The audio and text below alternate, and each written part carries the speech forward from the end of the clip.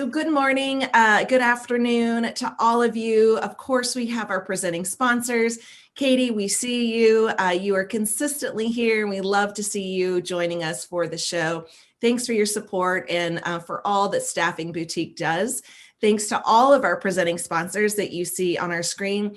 Give them a shout out, a high five, tell them thank you for sponsoring the show.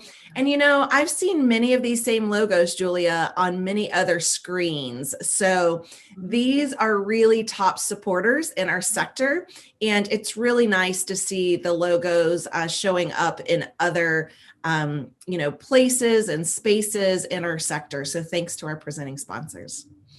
And of course, Julia Patrick, looking lovely as ever, as CEO of the American Nonprofit Academy. And I am Jarrett Ransom, the nonprofit nerd, with a brand new website. You should check it out, CEO of the Raven Group. And really thrilled today because we have put Julia Patrick on the hot seat, right? So we've talked about, you know, Julia has many years of experience. I have many years of experience combined and separately. We have a lot of experience, professional, opportunities to share with you. We've learned throughout our years. And so every now and then we will put each other in the hot seat to learn more about our areas of specialty. So if you haven't noticed, Julia is always like on point with our personal brand. And I love to see this. And this is, I would say, definitely one of your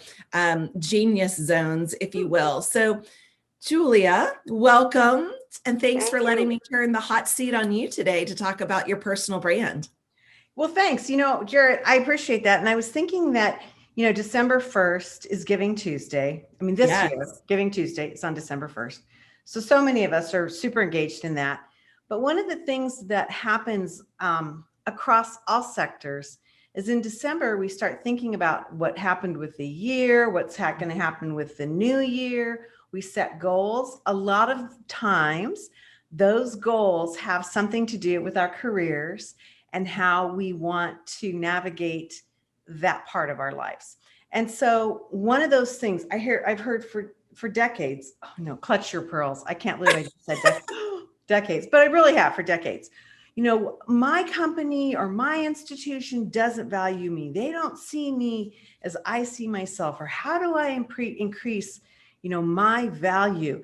And so what we're going to talk about today is actually based on a course that we have in the American Nonprofit Academy that's, I think, close to 2 hours. So this is a super condensed piece, but it's all about your personal brand and what you can do to increase your professional value so that you can achieve some of those goals. And it might be an increased level of responsibility. It might be an increased salary. It might be, you know, a promotion, or adding some aspect to your career that you haven't been able to achieve. And so this is kind of one of those interesting aspects that you have to self-promote. Little secret insider tip. Girls are not as good at this as boys are. It's a really interesting thing. So some of this might be like, oh, holy moly, this is like way too self-promotional. But at the end of the day, if you look at truly successful people, again, no matter the sector, a lot of these things, they will actually adopt. And so it's really something that you can do. And we've broken it down into a few steps. So before we get started, one of the things I want to say, you know, is that I really feel that those individuals that have excelled with creating and like anchoring is what I want to say, their personal brand, are often the ones that get tapped on the shoulder, right? Like they're rarely applying for a job. They are recruited. And, you know, I have these conversations with many of them and they'll say, I can't tell you the last time I actually applied for a job. So, you know, I love that you said that, because I omitted that. And you are right. Yeah. You are so right. I mean, people sit around in a room and they're like, who do we need? What kind of person do we need? What kind of profile? And then names start popping up, and then it's kind of organic. And then somebody's like, well, I know them. I'll, chat with them, or let me take them to lunch, or let me give them a call, or whatever. And these things happen. Absolutely. Yeah, I love that you said that. Well, let's start with step one. Step one is kind of interesting because it's probably one of the hardest steps, and that is defining yourself. So this is like, as we say in my family, a venga Jesus moment, come to Jesus moment. You got to kind of sit down and write as though no one's looking, who you are, what are your strengths, why should others align with you, what do you bring to the table, and then how do you communicate that? Like, what is it that you're going to bring to the table that maybe somebody else doesn't have? So for example, that could be, I'm a person from this community. I have a long legacy. I bring strengths to other groups because I can do this, this, and that. Mm-hmm. And then how do I work with those other people or pieces that are missing? And believe it or not, I have found that one of the best things that you can do is write this down yourself, step one, and then maybe take a close confidant and say, what do you think about this? Right. Is this true? What am I missing? What should I add? What should I amplify? What should I maybe modulate or moderate down? Because how we see ourselves is not always how others see us. Well, and it's really hard, which is why you said, I believe it's harder for women maybe than for men to really promote ourselves and to shout from the rooftops, this is who I am, this is what I believe, this is, what I bring to the table, because it seems too egotistical, perhaps. I don't know a better word at the moment. But I think that's really good that to have the steps. Sorry, I'm stumbling over my words, but to have those steps, before I would go into any interview, would write down what I brought to the table. I would show up 30 minutes early. I would sit in the car for 15 of those, and I would write what I brought to the table, why I'm perfect for the job, right? And so it's similar to your step one. And so I was really like grounding and anchoring myself into confidence so that when I walked into the door, then 15 minutes early, that's why I got there 30 minutes early, right? Then I was prepared and ready, and my mind was set to really bring my personal brand to the opportunity. And I'm going to say, because Katie's on with Staffing Boutique, this is no different now with a virtual setting. Perhaps you don't, show up 15 minutes early to your Zoom call, but you're still taking your time to really anchor and own and to set your mindset and your confidence. I love that, Jarrett. And I'm really appreciative that you brought that up, because you're absolutely right. Mindset is probably could be added to this step one. It's like creating the mindset and defining it and owning it. Right. And that is, we all in the animal kingdom, we follow the leader who's the strongest and who we can give our confidence to. Mm-hmm. Right. And so when we go into an environment, whether we're fundraisers or we're looking for a new job, or we're trying to grow the ladder with which we step on at our current job, we need to have that mindset, because who's going to place more responsibility, trust, investment in somebody who doesn't seem like they're confident?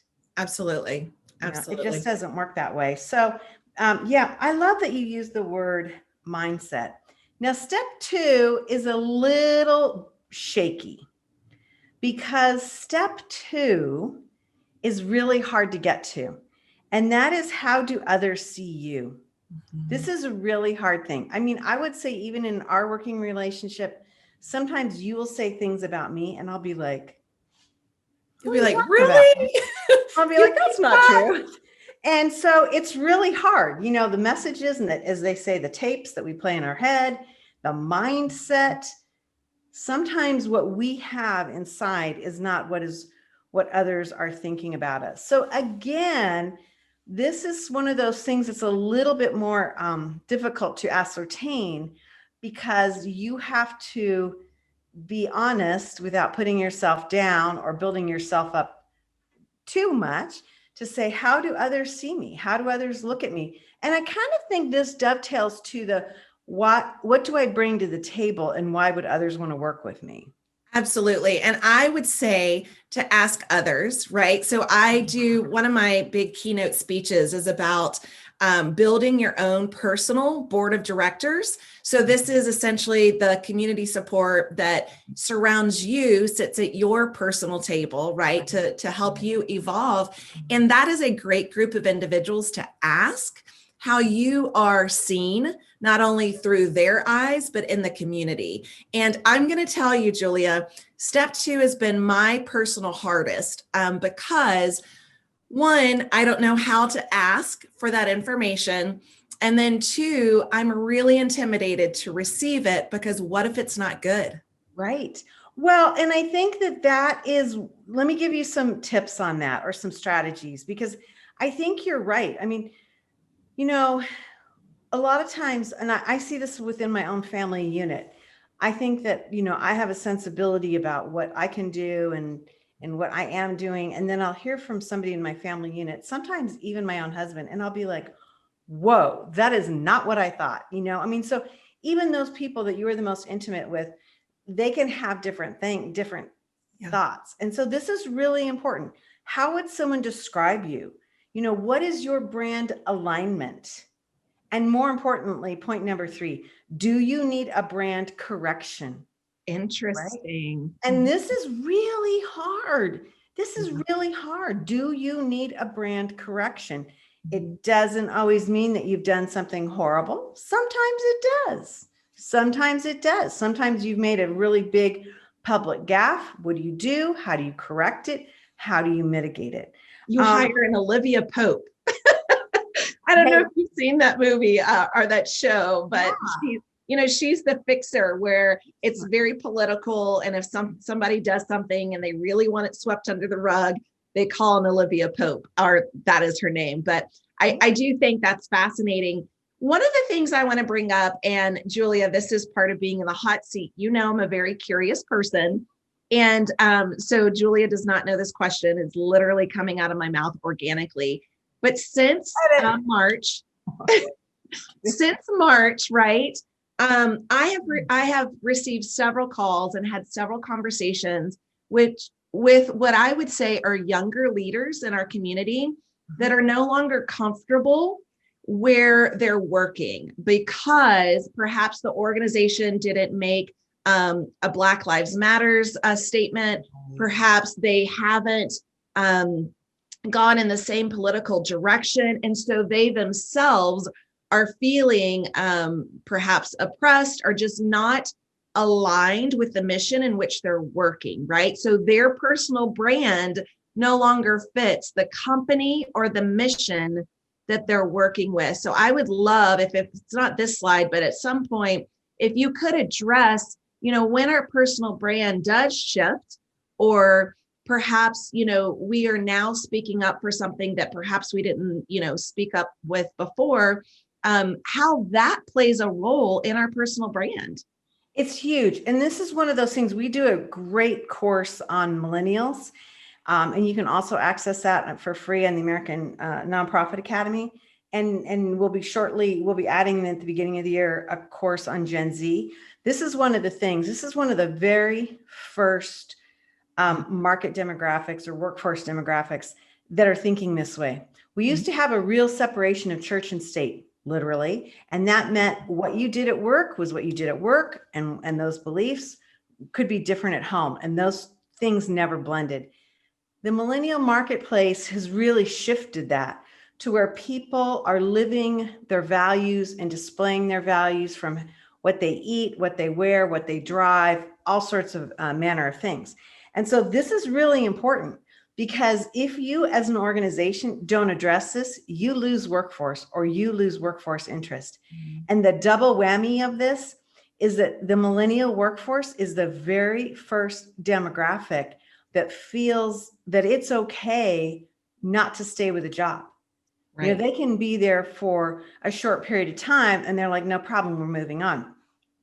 So much to the piece of it that millennial managers are now looking at resumes And in the past, where they would see somebody that had a long tenure somewhere, they'd be like, oh my God, that person's golden. They were there for 10, 15, 20 years.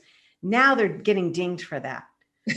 Employees who had what we would call loyalty, continuity, dedication are now getting dinged because the theory is, well, they haven't experienced a lot of different things. They haven't had to grow.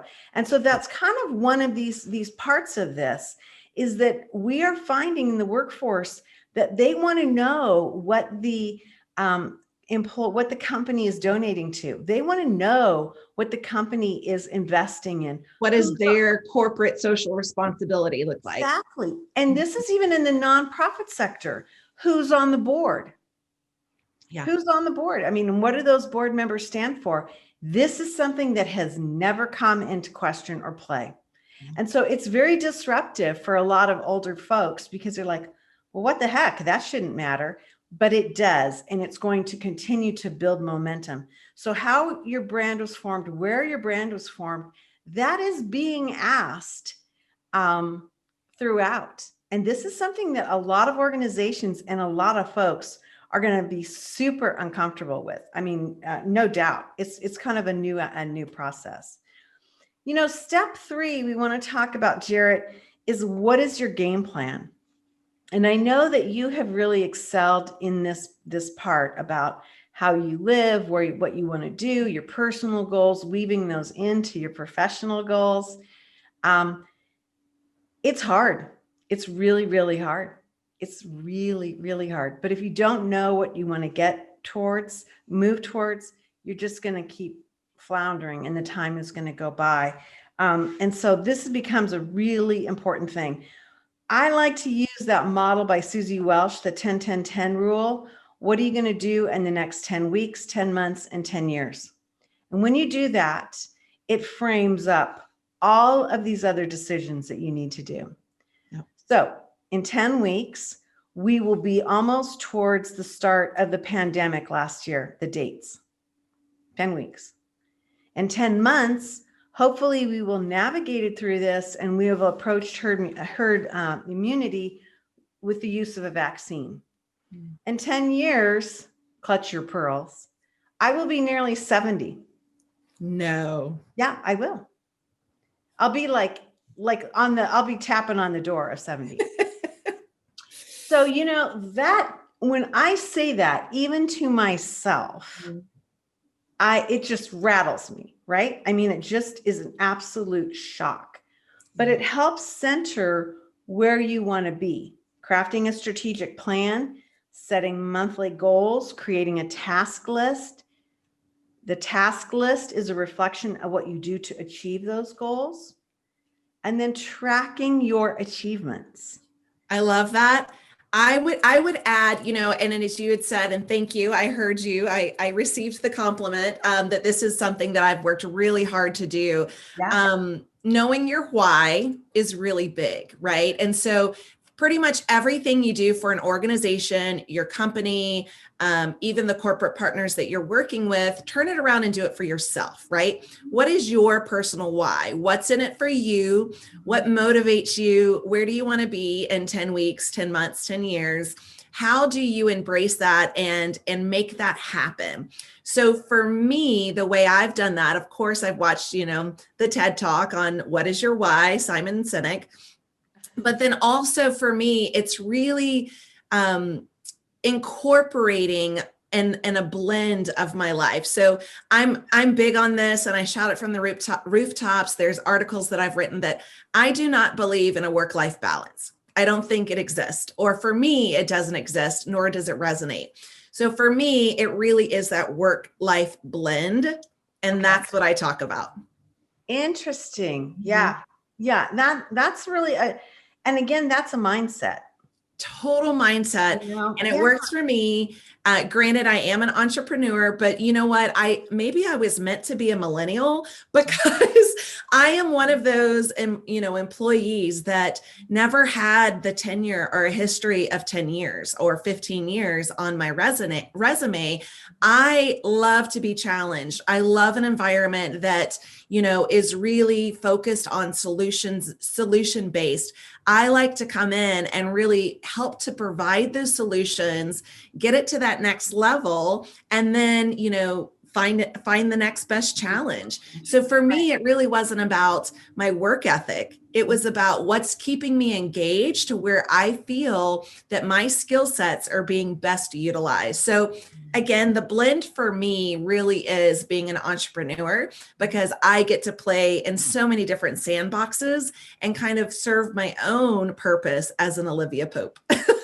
Well, and why that's important to understand that is that you'll have to communicate that.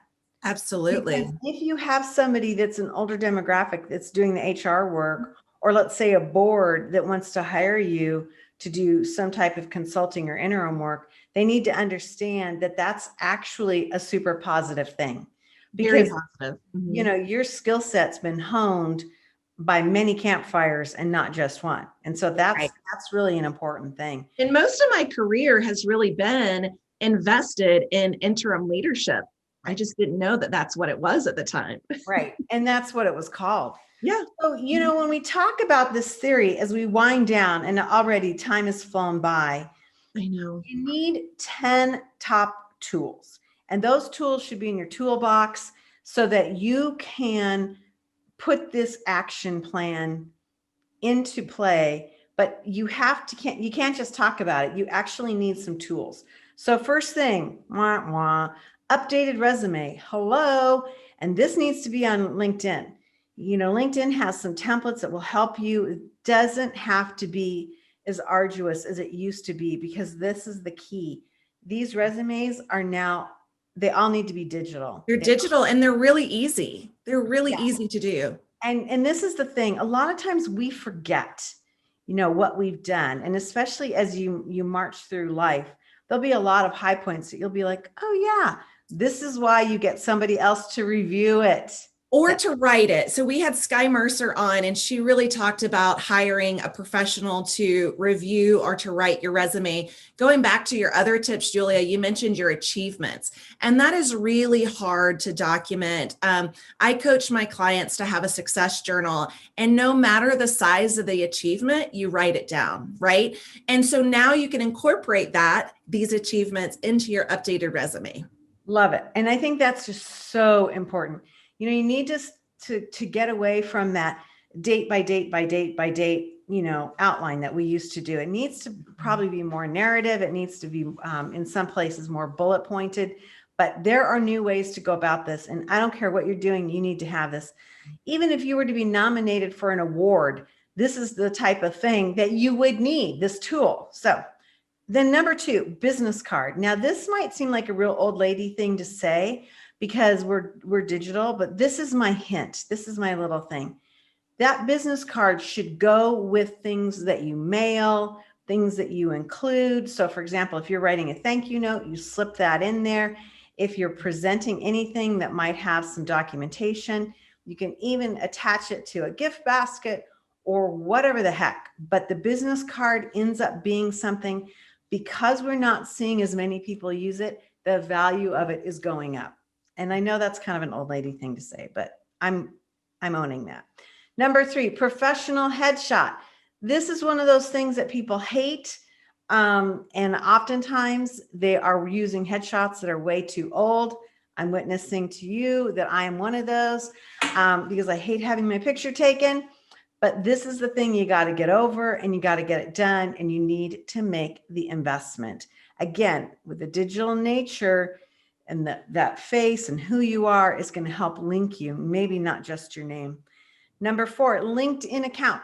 This is the number 1 marketplace right now for HR.